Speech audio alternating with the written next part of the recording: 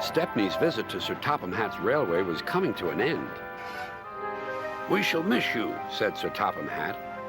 Then he turned his attention to all the other engines. "My railway is very busy, and I'm pleased with you, but you need help. A diesel is all that's available. Please do your best to avoid any disturbances." "What does that mean?" whispered Duck. "That means this diesel is difficult," snapped James. And he was. The diesel surveyed the shed. "Not bad. I've seen worse. At least you're all clean." The engines glared. "It's not your fault, but Sir Topham Hatt should scrap you and get engines like me.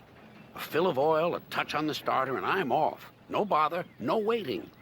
They have to fuss round you for hours before you're ready." The engines were furious. Next morning, they held an indignation meeting round the turntable. "Disgraceful. disgusting, Despicable. To say such things to us," cried Donald and Douglas. "It's to teach him a lesson we'd be wanting. Now, how do we do it?" Their chance came sooner than expected. The diesel was purring comfortably. An inspector watched a fitter making final adjustments. The wind tugged at the inspector's hat. The diesel was ready. "Look at me, Duck and Stepney. Now I'll show you something." He rolled proudly toward his coaches. Then it happened.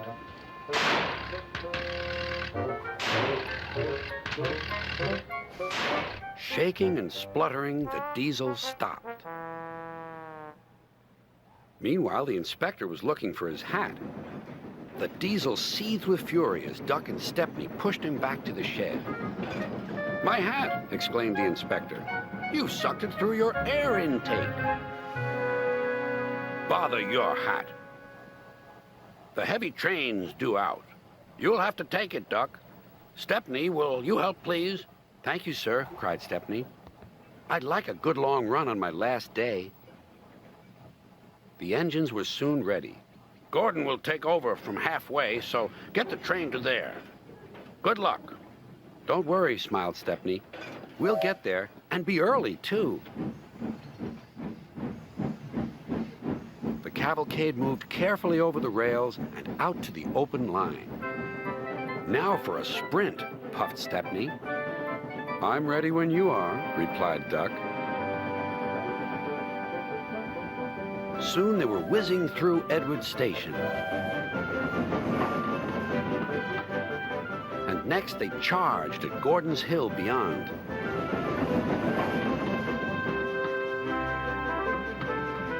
They felt the drag of the heavy coaches here. It was hard work.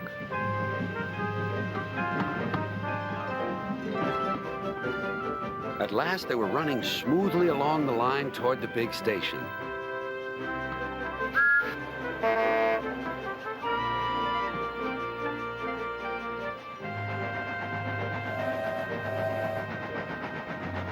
"Hello, you're early," said Gordon. "That's one in the headlamp for old Diesel."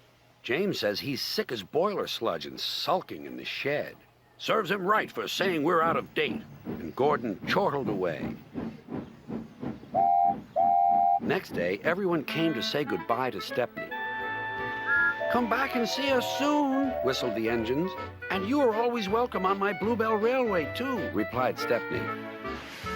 Then he puffed away. And what about Diesel?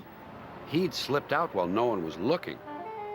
But he left two things behind: a rather nasty smell and a battered bowler hat.